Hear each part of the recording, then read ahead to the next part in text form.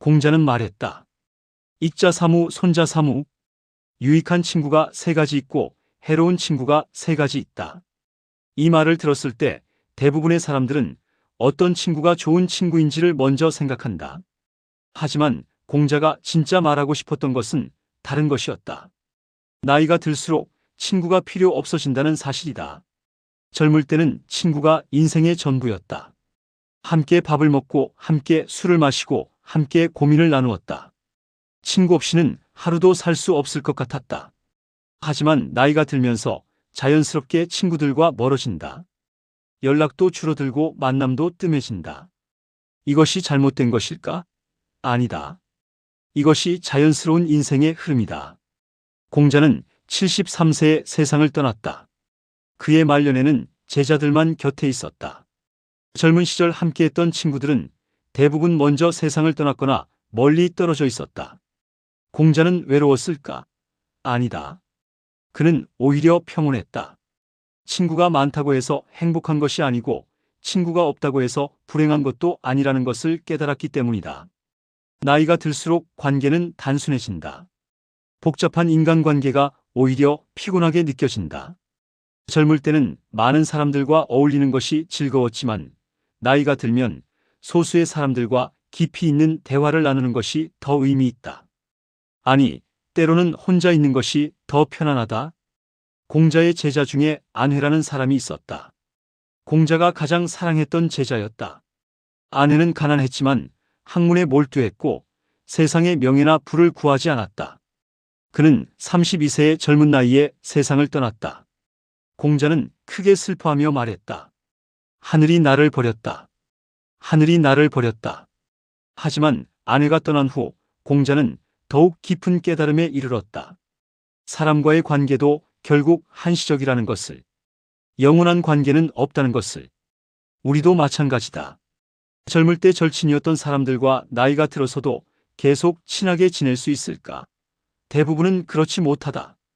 각자의 삶이 바쁘고 각자의 가정이 우선이 되면서 자연스럽게 멀어진다. 이것을 슬퍼할 필요가 없다. 이것이 인생이다. 공자가 말한 유익한 친구 세 가지는 정직한 친구, 성실한 친구, 견문이 넓은 친구다. 그리고 해로운 친구 세 가지는 겉만 번지르한 친구, 아첨하는 친구, 말만 많은 친구다. 이 기준으로 보면 주변의 친구들 중 진짜 유익한 친구가 얼마나 될까?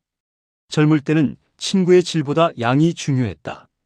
많은 사람들과 어울리는 것 자체가 즐거웠다. 하지만 나이가 들면서 깨닫는다. 친구가 많다고 좋은 것이 아니라는 것을. 오히려 친구가 적을수록 인생이 편해진다는 것을. 공자는 논어에서 이렇게 말했다. 군자는 화의부동하고 소인은 동의부화한다. 군자는 조화롭되 맹목적으로 따르지 않고 소인은 맹목적으로 따르되 조화롭지 못하다는 뜻이다.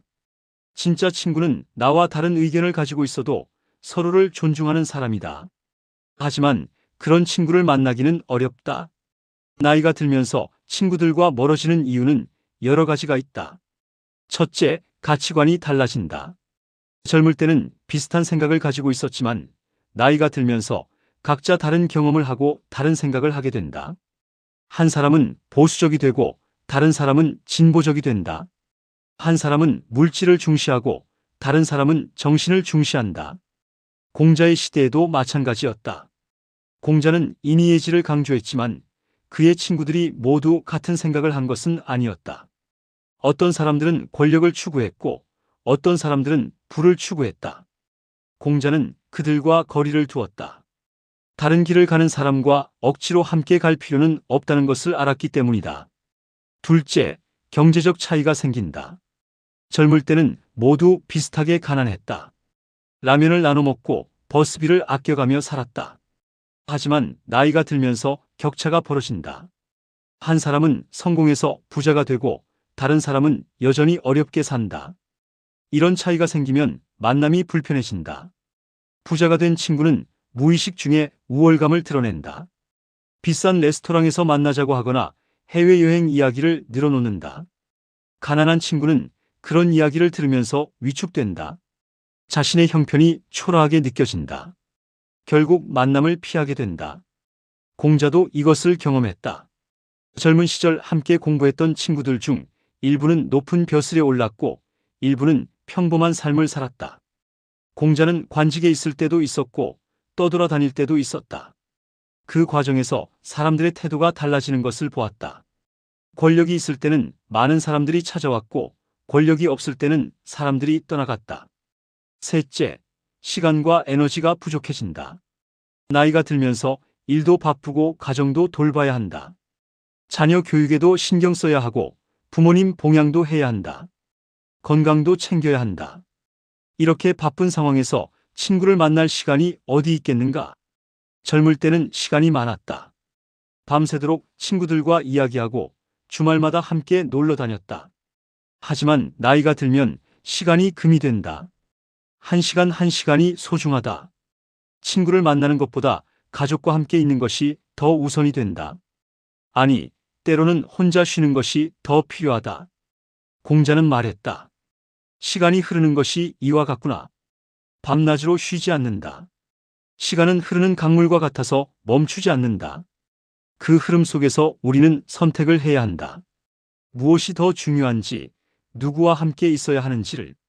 모든 사람과 친하게 지낼 수는 없다. 우선순위를 정해야 한다. 넷째, 대화가 통하지 않는다. 젊을 때는 비슷한 관심사를 가지고 있었다. 영화, 음악, 연애, 진로 등에 대해 이야기하며 밤을 새웠다.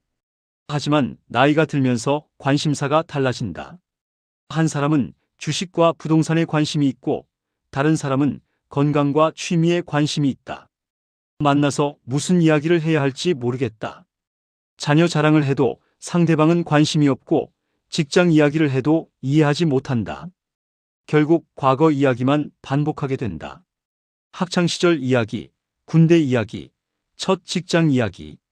처음 몇 번은 재미있지만 계속 반복되면 지루해진다.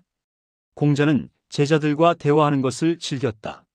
하지만 제자들도 수준이 달랐다. 어떤 제자는 깊이 있는 철학적 대화를 나눌 수 있었지만 어떤 제자는 기본적인 예절도 이해하지 못했다. 공자는 각자의 수준에 맞춰 가르쳤다. 친구 관계도 마찬가지다. 서로의 수준이 맞아야 대화가 된다. 다섯째, 지리적 거리가 멀어진다. 젊을 때는 같은 동네에서 살았다. 걸어서 10분이면 만날 수 있었다. 하지만 나이가 들면서 각자 다른 곳으로 이사간다. 서울, 부산, 대구, 광주, 심지어 외국으로 나가는 사람도 있다. 거리가 멀어지면 만남의 빈도가 줄어든다. 만나려면 시간도 돈도 들어간다. 몇 시간씩 차를 타고 가서 몇 시간 만나고 다시 돌아오는 것이 반복되면 만남이 부담스러워진다. 전화나 메시지로 연락하자니 깊이 있는 대화는 어렵다. 결국 멀어진다. 공자는 14년 동안 여러 나라를 떠돌았다. 위나라, 조나라, 진나라, 채나라, 송나라를 다니며 자신의 이상을 펼칠 곳을 찾았다. 그 과정에서 많은 사람들을 만났지만 진정한 친구는 만나기 어려웠다. 같은 곳에서 오래 함께 있어야 진정한 관계가 만들어진다는 것을 깨달았다. 여섯째, 성격 차이가 더 분명해진다. 젊을 때는 참고 넘어갔던 것들이 나이가 들면서 참기 어려워진다. 한 사람은 조용하고 다른 사람은 시끄럽다. 한 사람은 계획적이고 다른 사람은 즉흥적이다. 한 사람은 절약하고 다른 사람은 낭비한다. 이런 차이들이 처음에는 작아 보이지만 시간이 지나면서 크게 느껴진다. 만날 때마다 상대방의 행동이 거슬린다. 말투가 마음에 안 들고 행동이 이해가 안 된다. 억지로 참고 지낼 필요가 있을까? 없다. 서로에게 스트레스가 될 뿐이다. 공자의 제자 중에 자로라는 사람이 있었다. 자로는 용감하고 직선적이었다. 공자는 자로의 이런 성격을 알았지만 무리하게 바꾸려 하지 않았다. 각자의 성격이 있고 각자의 방식이 있다는 것을 인정했다. 친구 관계도 마찬가지다. 상대방을 바꾸려 하지 말고 있는 그대로 받아들이거나 거리를 두어야 한다. 일곱째, 기대와 실망이 반복된다. 친구라고 해서 항상 나를 이해해 줄 것이라고 기대한다. 어려울 때 도와줄 것이라고 기대한다. 중요한 순간에 함께 있어 줄 것이라고 기대한다. 하지만 현실은 다르다. 친구도 자신의 삶이 있다. 자신의 가족이 우선이고 자신의 일이 바쁘다. 나를 도와줄 여유가 없다. 이것을 이해해야 하지만 마음 한편으로는 서운하다. 이런 실망이 쌓이면 관계가 식어간다. 공자는 말했다. 자신이 원하지 않는 것을 남에게 행하지 마라. 기대도 마찬가지다. 내가 친구에게 무엇을 바라듯 친구도 나에게 무엇을 바란다. 서로의 기대가 충족되지 않으면 갈등이 생긴다. 아예 기대하지 않는 것이 낫다. 기대가 없으면 실망도 없다. 여덟째, 경쟁 심리가 작용한다. 젊을 때는 함께 성장하는 동지였다. 하지만 나이가 들면서 서로를 비교하게 된다. 누가 더 성공했는지, 누가 더 행복한지, 누가 더 좋은 차를 타는지. 이런 비교는 건전하지 않다. 특히 비슷한 출발점에서 시작한 친구들 사이에서 이런 비교가 심하다.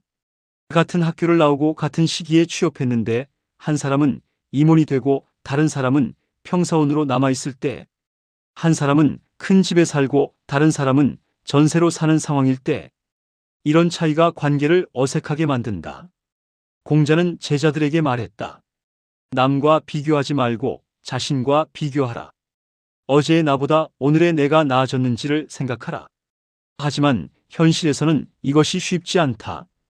인간은 본능적으로 비교하는 동물이다. 비교에서 자유로워지려면 아예 만나지 않는 것이 낫다. 아홉째, 배우자와 가족이 우선이 된다. 결혼 후에는 배우자가 가장 가까운 친구가 된다. 자녀가 태어나면 자녀가 삶의 중심이 된다. 부모님이 연로해지면 부모님을 챙겨야 한다. 이렇게 가족에게 신경 쓰다 보면 친구를 만날 여유가 없다. 또한 배우자가 내 친구를 좋아하지 않을 수도 있다. 친구를 만나고 오면 배우자가 불편해한다. 왜 가족보다 친구를 우선하느냐고 따진다. 이런 갈등이 반복되면 친구를 만나는 것이 부담스러워진다. 차라리 만나지 않는 것이 편하다. 공자는 제자들에게 가족의 중요성을 강조했다.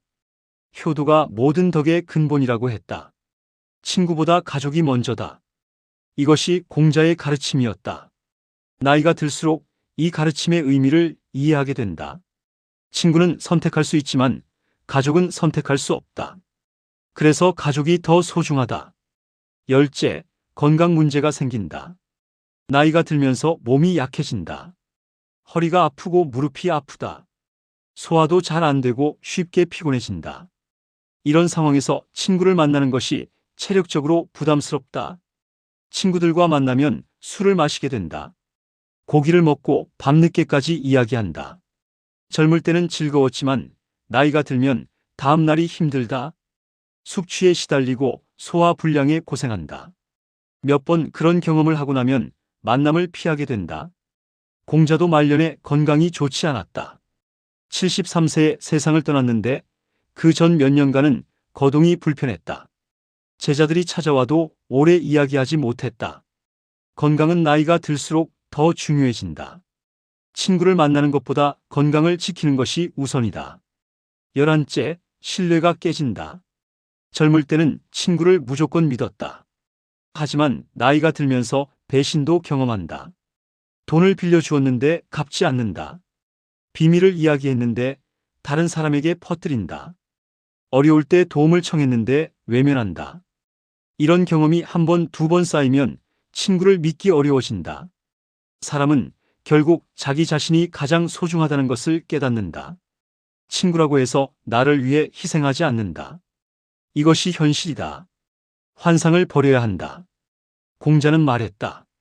말을 듣고 행동을 보아 그 사람을 판단하라. 친구도 마찬가지다. 말만 듣지 말고 행동을 봐야 한다. 평소에는 친한 척하다가 정작 중요한 순간에 없는 친구가 진짜 친구일까? 아니다. 진짜 친구는 어려울 때 함께 있는 사람이다. 하지만 그런 친구를 찾기는 어렵다. 12째, 소셜미디어가 관계를 왜곡한다. 요즘은 페이스북이나 인스타그램으로 친구들의 근황을 확인한다. 그런데 그곳에는 좋은 모습만 올라온다. 여행 사진, 맛있는 음식 사진, 행복한 가족 사진. 이런 것들을 보면 친구의 삶이 너무 좋아 보인다. 하지만 그것은 겉모습일 뿐이다. 실제로는 힘든 일도 많고 고민도 있다. 소셜미디어는 진실을 보여주지 않는다. 이것을 알면서도 비교하게 된다. 친구는 저렇게 잘 사는데 나는 왜 이 모양일까? 이런 생각이 들면 만나고 싶지 않아진다. 공자는 겉모습에 속지 말라고 했다. 진실을 보라고 했다. 하지만 현대 사회에서는 겉모습이 진실처럼 보인다. 소셜미디어가 만든 허상에 속지 말아야 한다. 친구의 진짜 모습을 알고 싶다면 직접 만나야 한다. 하지만 굳이 그럴 필요가 있을까? 없다. 열셋째, 가치관의 충돌이 심해진다. 정치, 종교, 교육, 육아 등에 대한 생각이 다르면 대화가 어렵다. 한 사람은 진보적이고 다른 사람은 보수적이다.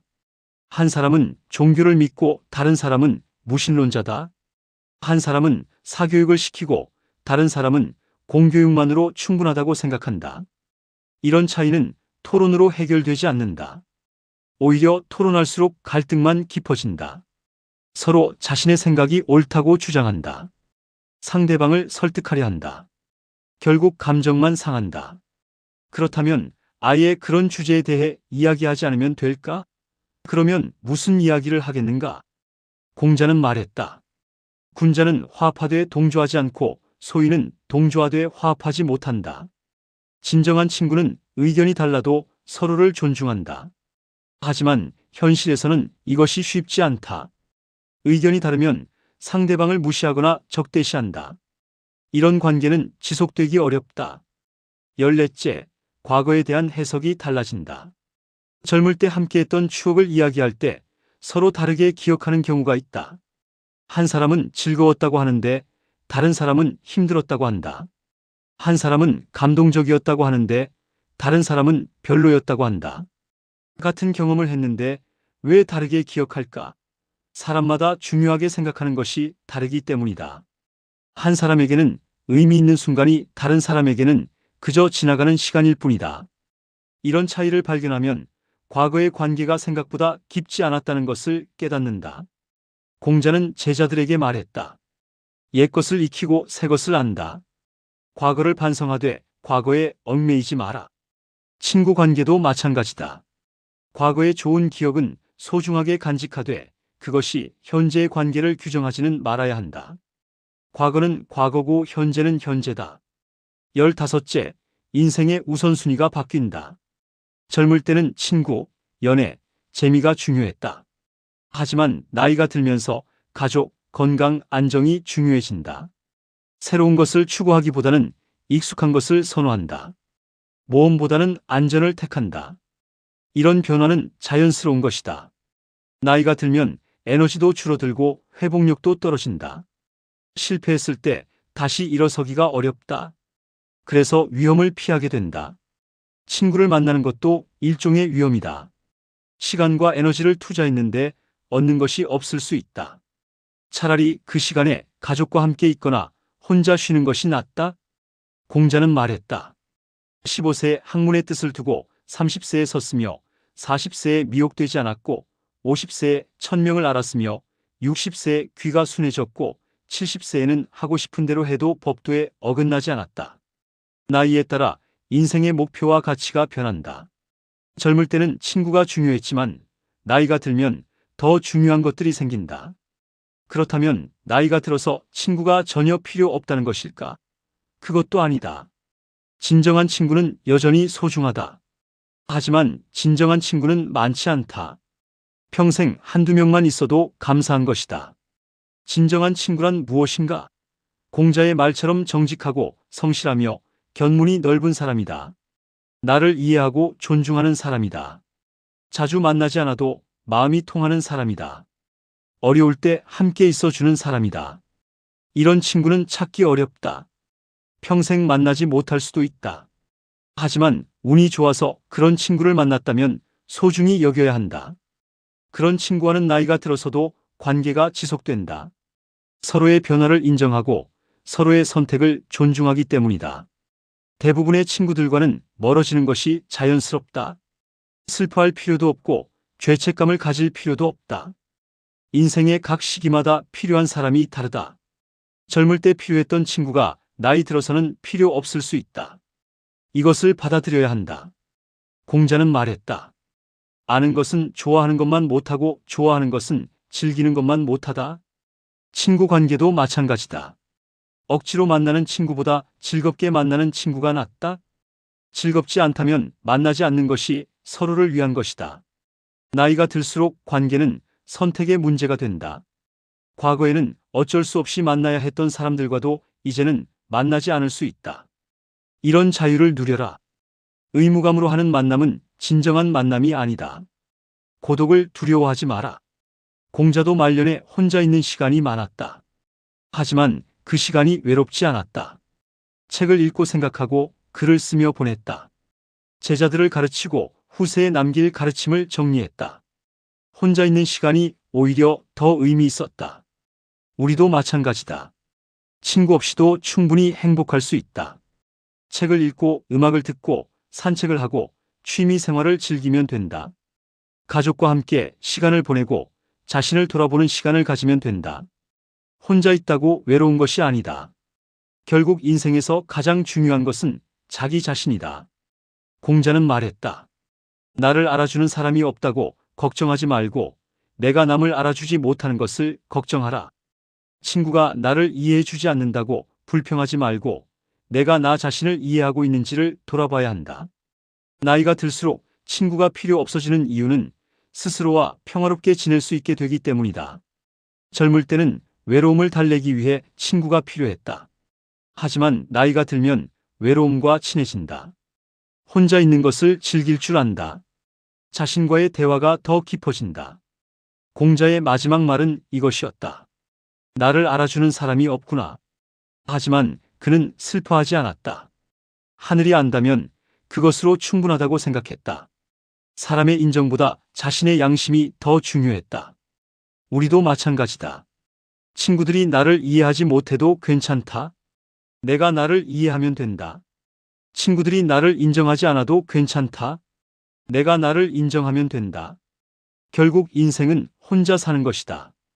혼자 태어나서 혼자 죽는다. 그 사이에 만나는 사람들은 모두 인연일 뿐이다. 나이가 들수록 친구가 필요 없어지는 것은 잘못된 것이 아니다. 성숙해지는 과정이다. 젊을 때는 많은 사람들과 어울리며 세상을 배웠다. 하지만 나이가 들어서는 자신을 깊이 들여다보며 진리를 깨닫는다. 이것이 공자가 걸었던 길이고 우리가 걸어가야 할 길이다. 마지막으로 공자의 말을 다시 한번 되새겨보자. 익자 사무, 손자 사무. 유익한 친구가 세 가지 있고 해로운 친구가 세 가지 있다. 하지만 가장 중요한 것은 친구의 수가 아니라 질이다. 100명의 친구보다 1명의 진정한 친구가 낫다. 그리고 진정한 친구조차 없어도 괜찮다. 자기 자신이 가장 좋은 친구가 될 수 있다. 나이가 들수록 친구가 필요 없어지는 것을 받아들여라. 억지로 관계를 유지하려 하지 마라. 자연스럽게 흘러가는 대로 두어라. 떠나는 사람을 붙잡지 말고 남는 사람을 소중히 여겨라. 그리고 무엇보다 자기 자신을 사랑하라. 이것이 공자가 전하는 지혜다. 공자는 73세에 세상을 떠났다. 마지막 순간까지 제자들을 가르쳤고 책을 정리했다. 친구들은 대부분 먼저 떠났지만 그는 외롭지 않았다. 자신이 해야 할 일을 다 했다는 평안함이 있었다. 사람의 인정보다 하늘의 인정을 받았다는 확신이 있었다. 우리도 그렇게 살 수 있다. 친구의 숫자에 연연하지 말고 자신의 삶에 충실하자. 남들의 시선을 의식하지 말고 자신의 길을 가자. 나이가 들수록 관계는 단순해지고 삶은 명료해진다.